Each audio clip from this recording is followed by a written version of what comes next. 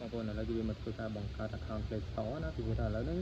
บางอย่างนั้นเคยเราบองโอนมือจุ่มนู้นก่อนก็มีปัญหาจะตรงตัวจุ่มมือใน account Play Store เนี่ยนะบาง Google Play คือเข้าแล้วบางประกาศเข้าจังนะบางรายการยังมองเรียนบังคับจากอันนี้จะตรงตัวจุ่มมือในการบังคับ account Play Store นะบางแจ้งคือยิงโจของ Play Store บางอย่างหนึ่งเตอร์ให้ยิงโจตัวการตัวเลือกไปตัด sign in โอเคแจ้งยิงโจไปตัด create account ให้ยิงไปตัด process for my personal account เนี่ยนะbà hay đặt mua tới ở ta nhầm chơi đặt đó nè bà già vô ấy dân mà bà bây giờ bom ôn trong đặt mua bom ôn của bà nói ở đây thế ok bà phải chọn một tí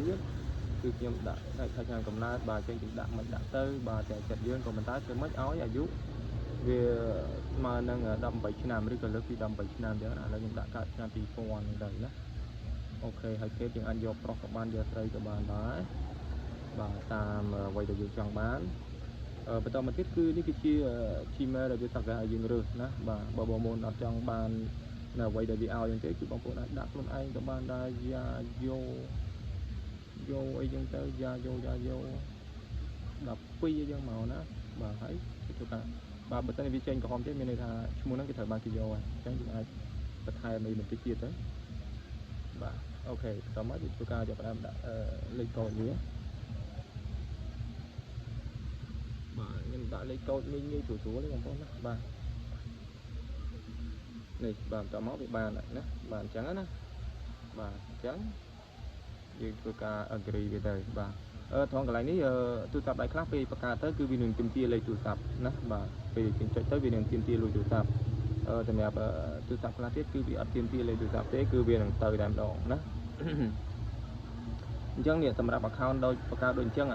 ដែលវាអត់ទាមទារលេខទូរស័ព្ទហើយចូលមកដល់ប្រើបានអញ្ចឹងគឺងាយនឹងខូចតាមប្រព័ន្ធណាបាទតែ2ថ្ងៃ3ថ្ងៃគឺខូចហើយបាទលុះត្រាតែទូរស័ព្ទដៃហ្នឹងគឺ account ហ្នឹងវា verify ជាមួយនឹងលេខទូរស័ព្ទលេខអីត្រឹមត្រូវសិនបានវាអាចនឹងរឹងមាំណាអាចនឹងរឹងមាំអាចប្រើប្រាស់បានយូរទៅជាមួយនឹង account Play Store ណាហើយ account Play Store នឹងទៀតតើកាលណាវាខូចគឺ Play Store ក៏វាមិនដើរ YouTube ក៏វាមិនដើរស្អីក៏មិនដើរដែរបាទគាំងរហូតណាអូខេឥឡូវយើងចាប់ផ្ដើមធ្វើការទៅ verify វាយើងចូលទៅក្នុងកន្លែងនេះមកហើយយើងចូលទៅ manage your Google account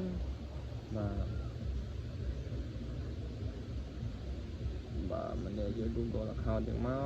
បាទ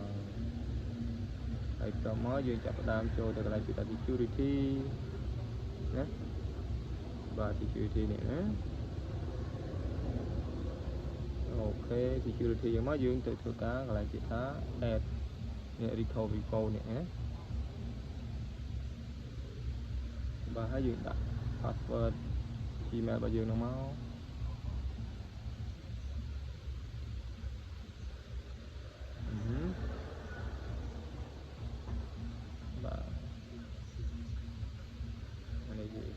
save អត់យើងបាច់ save ក៏បានហើយយើងធ្វើការ add recovery account នេះបន្តមកបងប្អូនដាក់លេខទូរស័ព្ទបងប្អូនចូលណាដាក់លេខទូរស័ព្ទចូលមកឥឡូវខ្ញុំធ្វើការបញ្ចូលលេខទូរស័ព្ទសិនអូខេបន្តមកយើងបញ្ចូលលេខទូរស័ព្ទបានហើយយើងចុច next មកបាទហើយយើងយកពាក្យថា text message ហើយយើងធ្វើយកពាក្យថា get code ណាបាទ get code on enter invalid number ចូលមើលសិនអាចខុសលេខទេណាបាទអាចខុសលេខលេខ096 41 81 80អូខេនឹងខុសលេខមែនណាឥឡូវយើងលេខទៅម្ដងទៀតបាទយើងយក text បាទយើងយក get code បាទ get code មកបាទតមកយើងនឹងធ្វើការផ្ញើសារមកឡើយផ្ញើសារលេខកូដមកនេះបាទ94 81 29ណាបាទ94តាមបានណា94 81 29